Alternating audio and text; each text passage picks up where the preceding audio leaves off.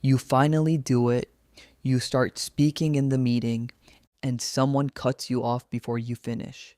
The worst part isn't the interruption. The worst part is you just stop and you never finish what you were saying. Being interrupted doesn't mean you don't belong in that conversation. It means you don't yet have the phrases to take back the floor. In this episode, that changes. Alex is presenting a project update in a team meeting. Halfway through, a confident colleague named Jordan cuts in. So, the reason the project is behind schedule is that we didn't get the design files until last week. And once we received them, we realized several changes needed to be made before. Right. But the real issue is that the timeline was unrealistic from the start. We should have flagged this in week 1. Alex stops, looks down, doesn't finish the sentence. Jordan continues. The meeting moves on. Alex's point never heard. Same week, Alex is in a one-on-one with manager Jordan, giving a project update. I think the main blocker right now is that the engineering team is waiting on approval from.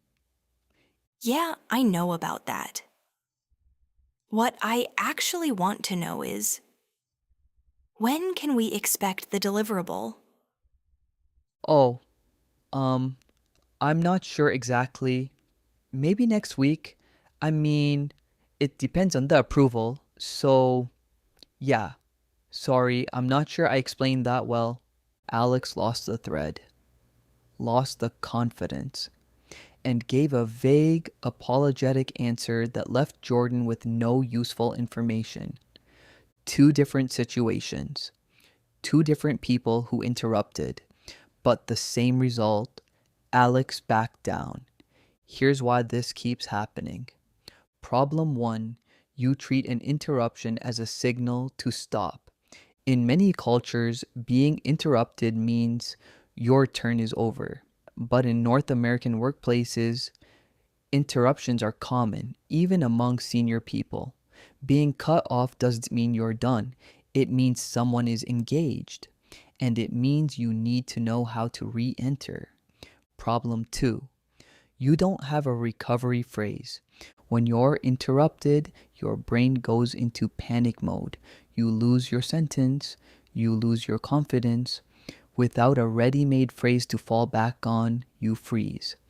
And silence reads as agreement that your point wasn't important. The solution? Two types of phrases, one for when a colleague interrupts you, one for when your manager interrupts you.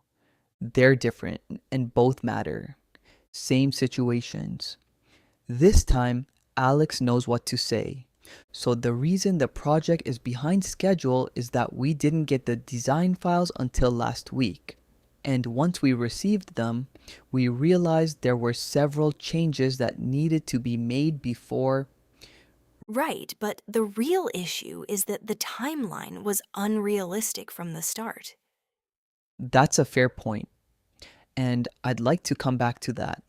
But let me just finish my thought first. The changes we received last week added 3 days to our timeline. That's the direct cause of the current delay. Okay, got it.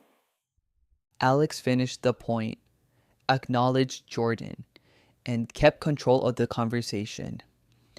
I think the main blocker right now is that the engineering team is waiting on approval from. Yeah, I know about that. What I actually want to know is, when can we expect the deliverable?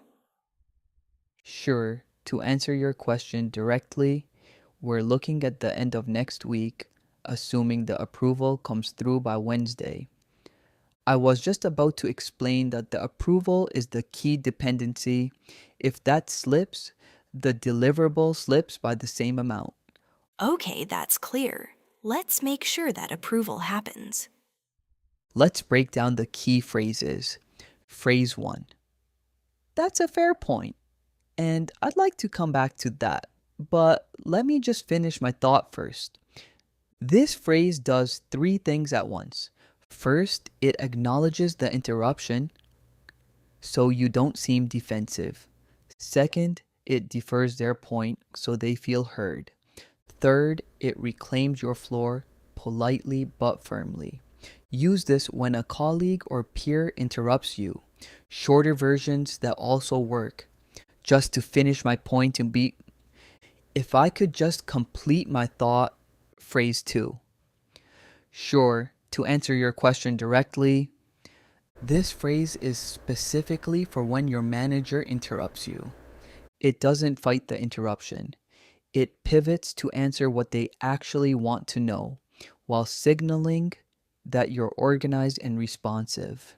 The key word is directly. It signals, I'm not going to ramble, I'm going to give you the answer.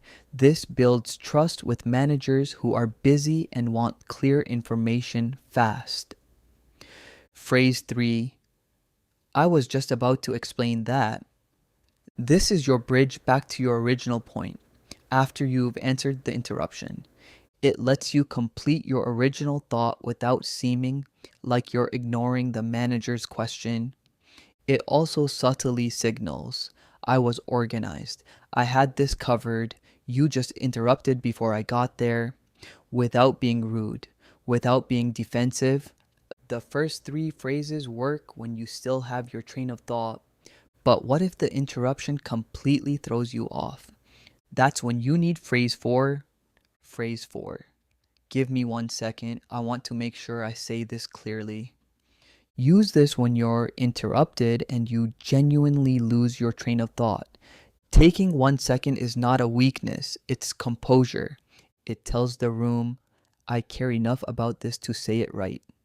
Key concept, floor recovery. In professional communication, recovering the floor means reclaiming your speaking turn after being interrupted. It's a skill, and like all skills, it gets easier with practice.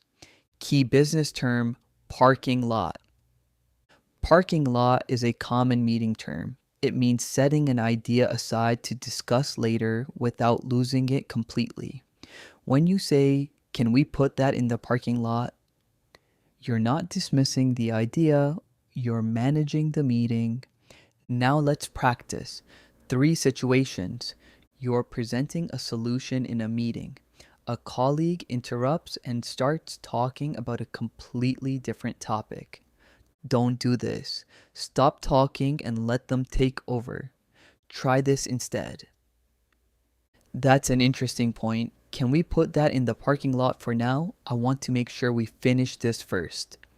Pause the video. Write your own version in the comments. Situation 2.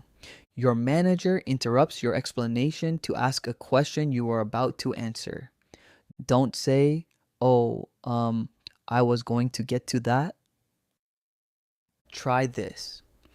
Great question. To answer that directly, your answer. And that actually connects to what I was just about to say. Situation 3. You're interrupted mid-sentence and you genuinely lose your train of thought. Don't say, sorry, I forgot what I was saying. Try this. Give me 1 second. I want to make sure I say this clearly. Then take a breath, find your thought, continue. Asking for 1 second is not a weakness, it's composure. Notice the pattern. Acknowledge the interruption. Answer or defer depending on who interrupted. Reclaim your floor. Here are the 4 phrases from today. That's a fair point, but let me just finish my thought first. For colleague interruptions, sure, to answer your question directly. For manager interruptions, I was just about to explain that. To bridge back to your original point, give me 1 second. I want to make sure I say this clearly. When you lose your train of thought, 4 phrases, 1 situation, infinite applications. Here's the key takeaway from today. Being interrupted is not a sign that your point doesn't matter. It's a test of whether you know how to reclaim your voice. And now you do.